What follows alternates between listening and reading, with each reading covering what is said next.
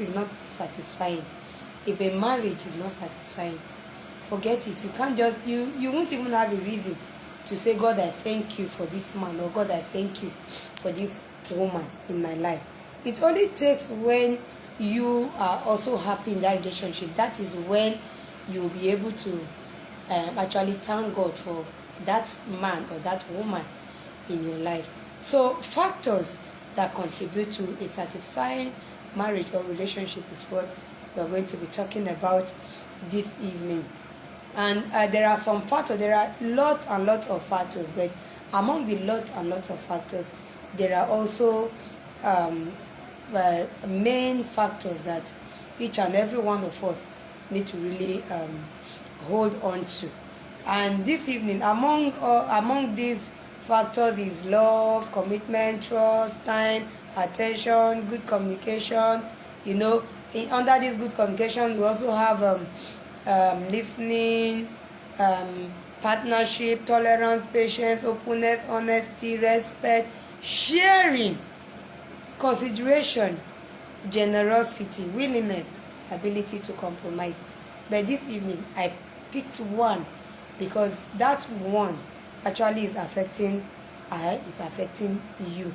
It's affecting a lot of us in our relationship today.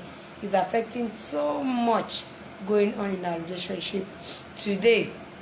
So because as a result of this, I decided I said I pick one, and I'm going to blow it to you, that particular one I'll be talking on this evening.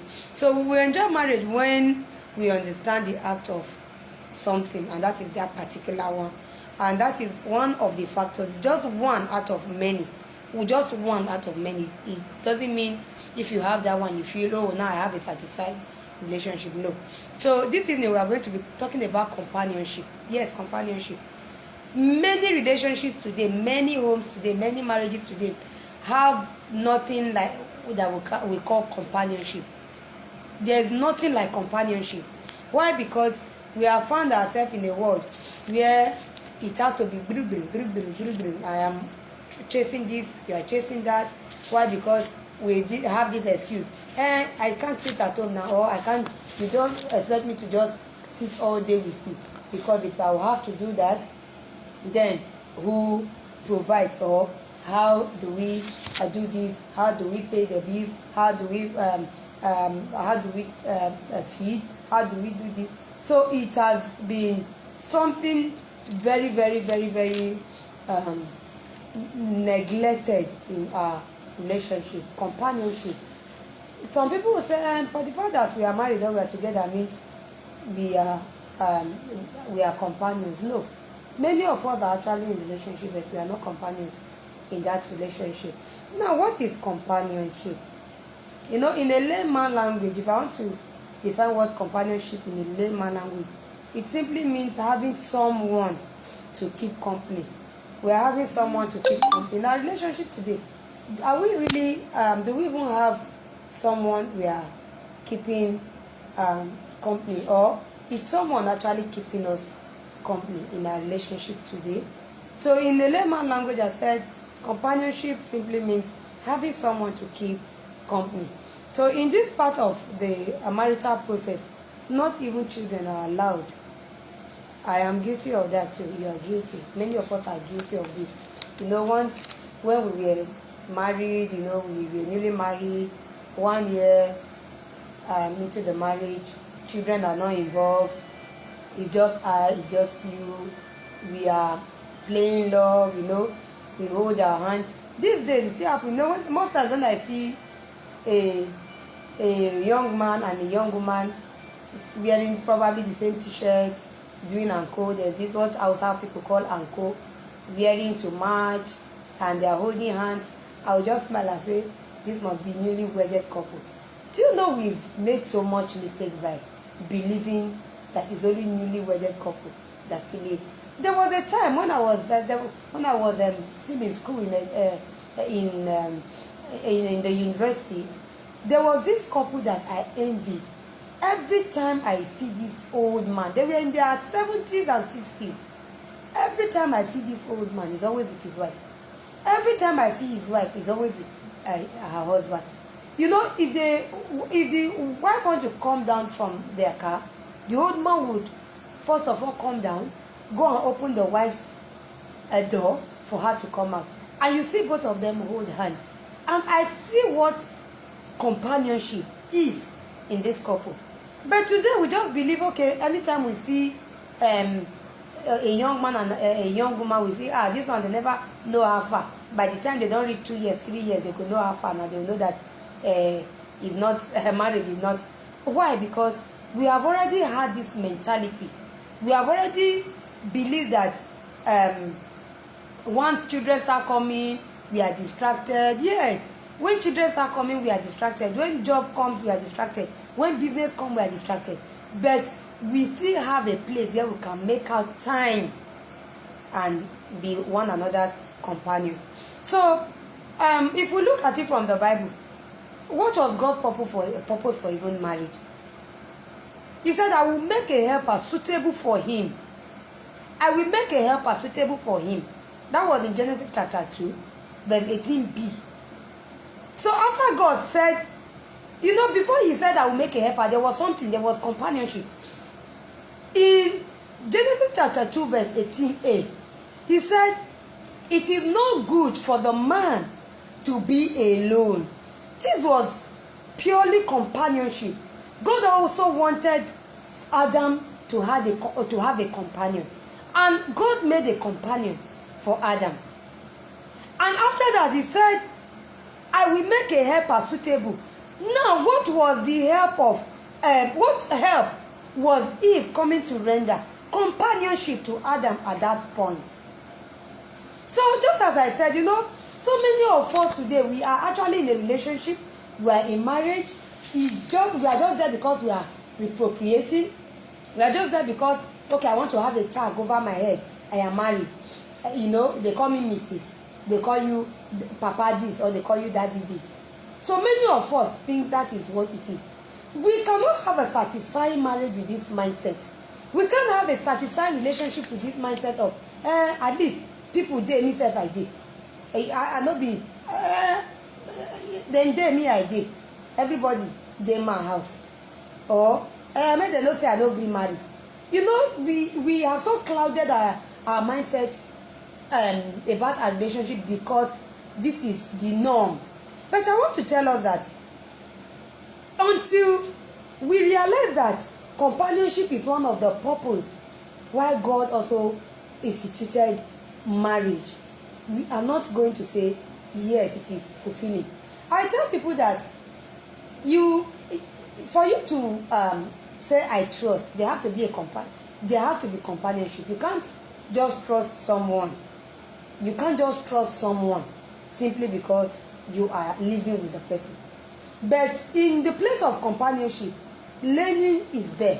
You start understanding the person of the person you are with. You start understanding, okay, this is his characteristics, this is his do's, this is his don'ts. In the place of companionship, there are so many things we learn. So let me slow down a little and just follow this teaching gradually.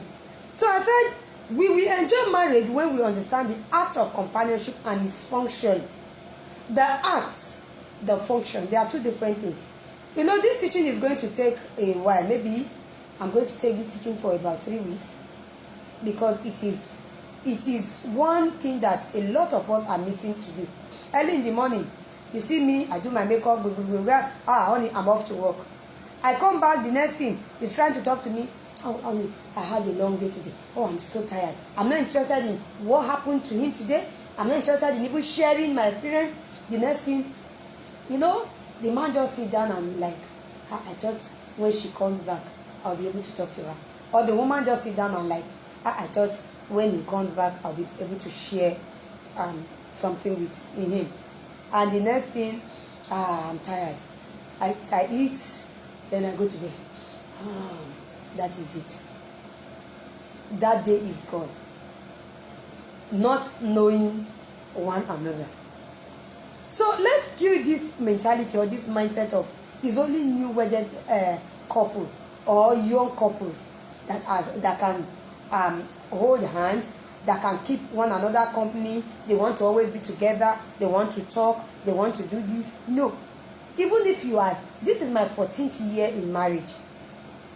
My 14th year in marriage. You can be 20 years in marriage. Every day, your marriage is new. Why? Because something new, you learn something new about that relationship every day of your life. Every day in that relationship. So in the Bible, there was a statement. It said, bone of my bone and flesh of my flesh. Bone of my bone and flesh of my flesh.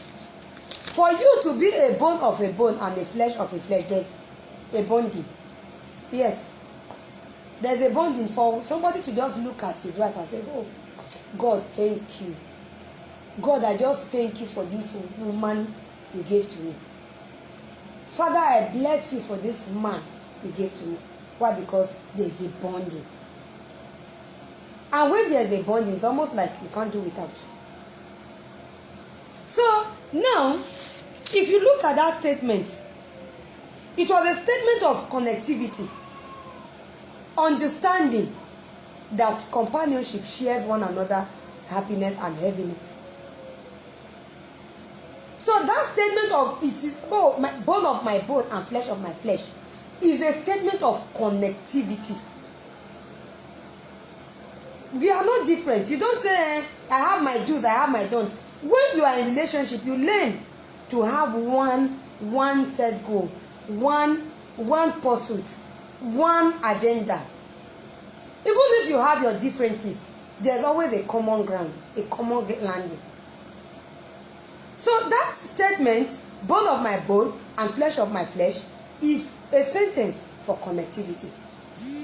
So now, understanding that companionship shares one another's happiness and heaviness helps a long way to keep us on track.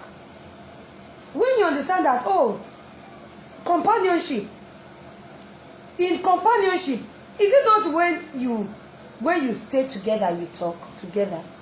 When you stay together, you know what one another goes through.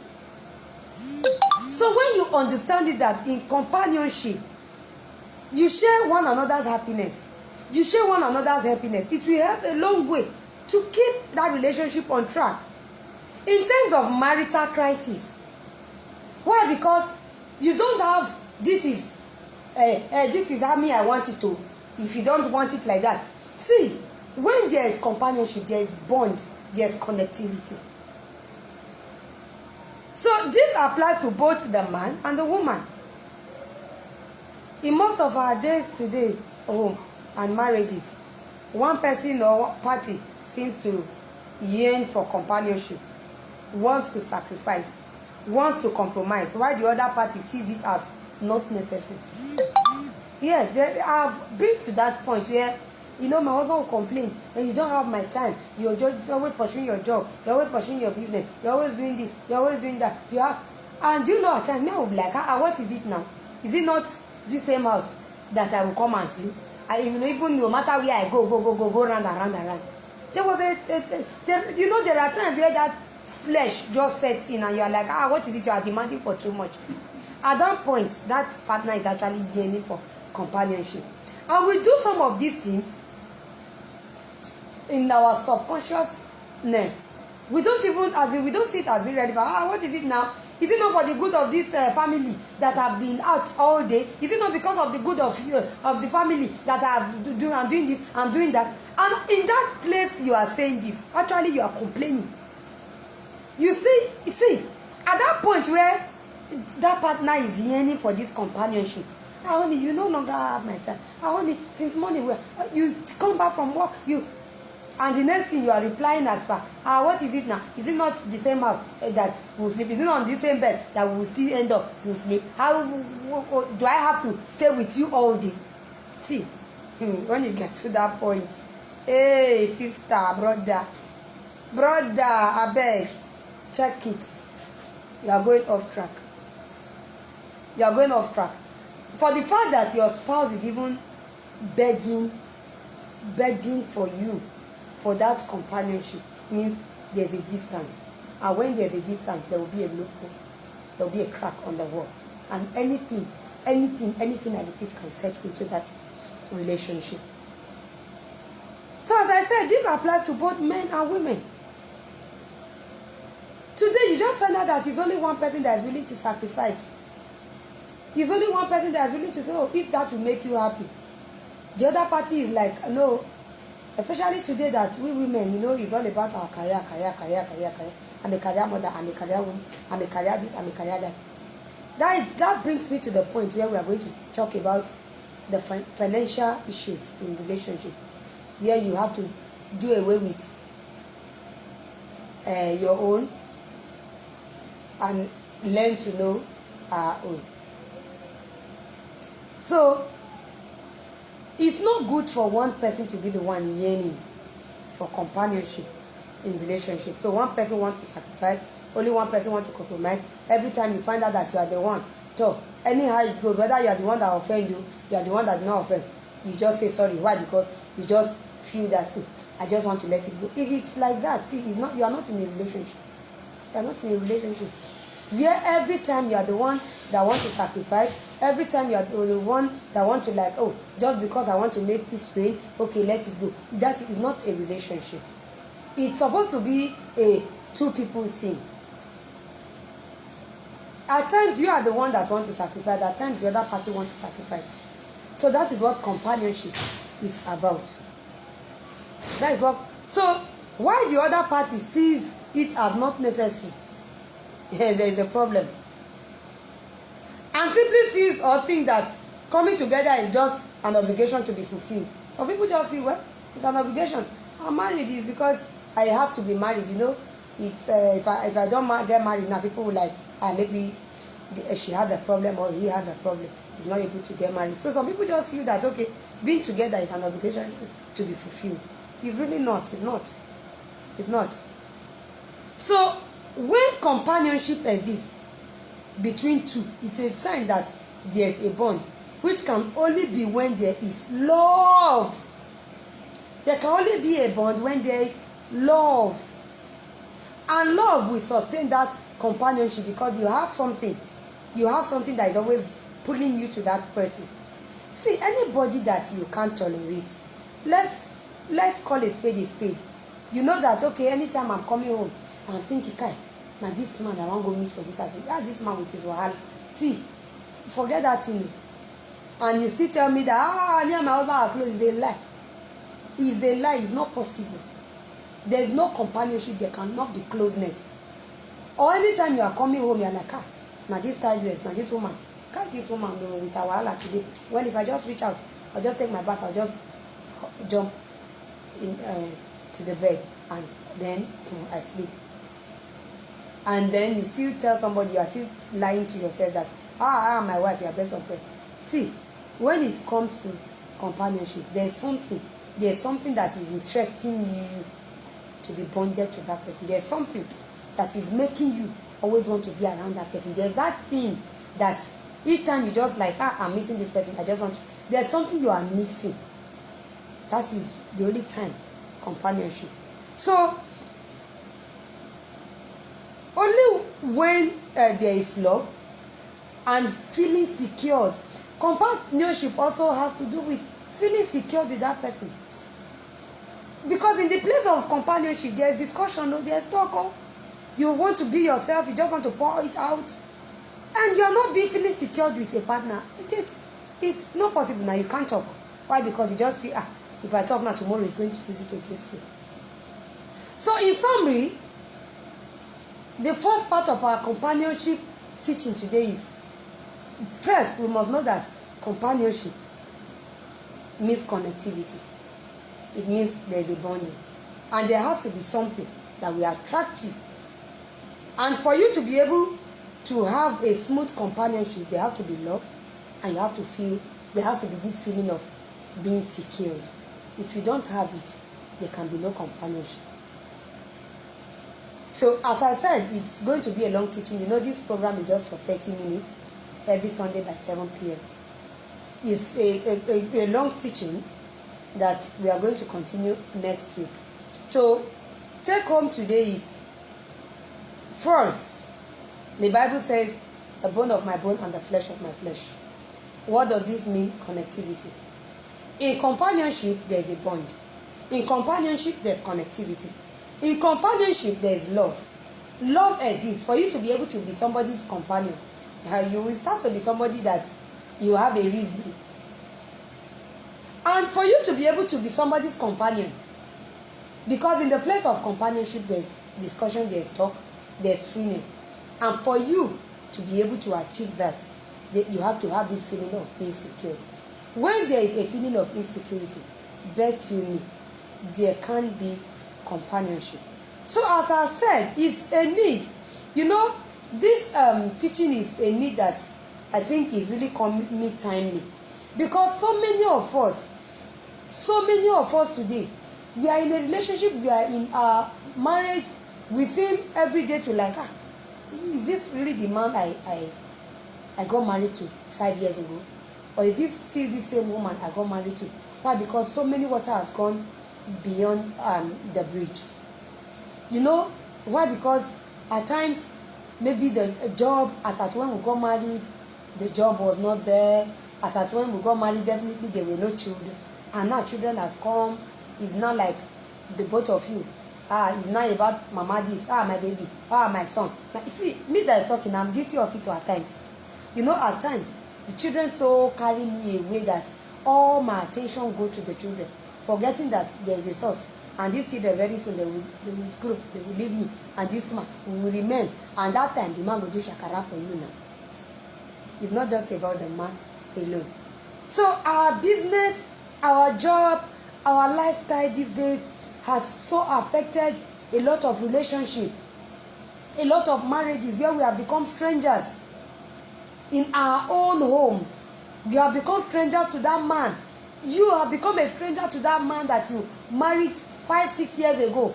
Remember when you guys got married earlier, you will not eat without your husband. You will not eat without your wife. Even most times we even bathe. We will not even bathe. You know, you prepare food, you are sitting patiently until my husband, when he comes, there's this heave of relief. Honey, welcome. Oh, darling, welcome. I've been waiting for you for us to eat.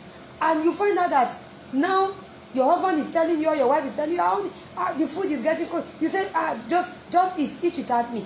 See, I know that we have so much we are committed to. But in the place of it, even if you cannot eat breakfast, lunch, and dinner together, which I know that is almost impossible. Why? Because maybe where you are working is even far away and you might not be having this arrangement of less companionship.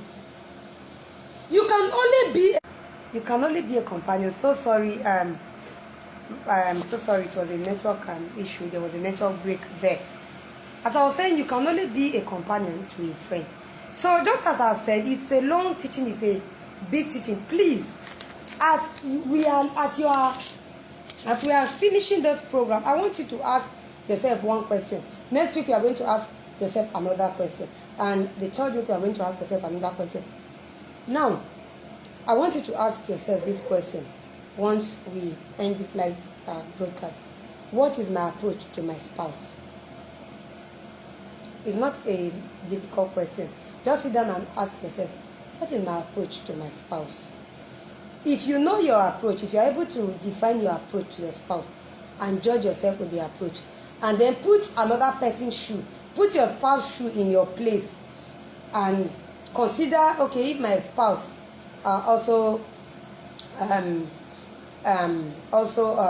okay, what will I say now? Use this approach for me. How will I react, or how will I take it? So if you can understand your approach to your spouse, you'll be able to also know if you are having companionship. So this is where I'm going to stop this broadcast today because of time. We have already exceeded our time with 6 minutes. It's supposed to end by 7:30. As I said, the topic today is factors that contribute to a satisfying marriage or relationship. The factors that contribute to a satisfying marriage or relationship, and companionship is one of those factors. Thank you so much for watching. I love you all. Thank you for joining me on this live video. If you have questions, that you need me to answer, please, you can private chat me, you can send me, you can follow me also on Instagram, you can send me message, you can send me WhatsApp message. My WhatsApp number is on my page. You can go to my page. Every woman and relationship is my page. You can go there and see my WhatsApp number. Follow me on Instagram also. Every woman relationship smile. Every woman relationship underscore smile is my Instagram handle. And my YouTube page is Mudiaga Christabel. Please subscribe to my YouTube page so that I can also go live on YouTube. So see you next Sunday at 7 p.m. on Relationship Matters. And I hope that as we have heard this evening, we are going to work on our companionship. Just a little. I know that job is taking so much of your time. The ministry is taking so much of your time. The children is taking so much of your time. So many things are taking so much of our time. The Nigerian economy today is making so many of us want to I need to do extra. And that extra that you are trying to work is actually stealing time from your relationship. Because no matter how hard you work and you come back home, meeting a home that will give you heaviness in the heart, your hard work is just as good as you are doing nothing. But if you are doing hard work, or maybe you are working